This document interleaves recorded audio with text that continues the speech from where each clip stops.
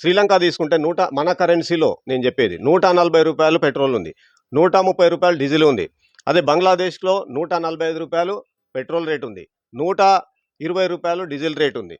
అదే పాకిస్తాన్లో రూ. 150 పైన పెట్రోల్ రేట్ ఉంది, రూ. 135 డీజిల్ రేట్ ఉంది. శ్రీలంకలో రూ. 131 పెట్రోల్ రేట్ ఉంది, రూ. 118 డీజిల్ రేట్ ఉంది. మన చుట్టుపక్కల ఉన్న అన్ని కంట్రీలు దేశాలను చూస్తే వాళ్ళందరికంటే మన దేశంలో పెట్రోల్ డీజిల్ రేటు చాలా తక్కువగా ఉంది. మోడీ గారు ప్రజల మీద భారం పడొద్దని 3-4 నెలల నుంచి పెట్రోల్ రేటు పెంచకపోతే కూడా వీళ్ళ కడుపు నొప్పి లేస్తుంది.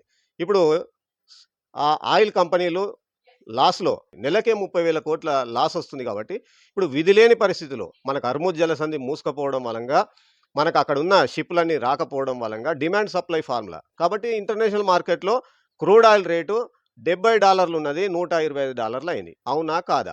మీరు ఇది కంపారిజన్ చేసుకోకుండా మోడీ సాబ్ ఏదో మీ మీద భారం వేయాలని పెంచిండనో అన్ని రేట్లు పెంచాలనేసిండో అని బురద జల్లే కార్యక్రమం వేస్తున్నారు.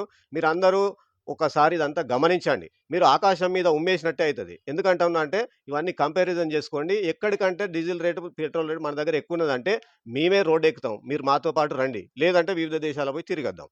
కాబట్టి ఈ బురద జల్లే తతంగం వద్దు.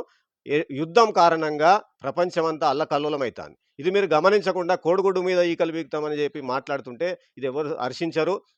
మిమ్మల్ని మీరే డిఫేమ్ చేసుకుంటున్నారు, మీరే సెల్ఫ్ గోల్ అవుతున్నారని చెప్పి ఈ సందర్భంగా తెలియజేస్తున్నాను. నా పేరు గురిజాల శ్రీరామ్ రెడ్డి, బీజేపీ హన్మకొండ జిల్లా సీనియర్ నాయకుని.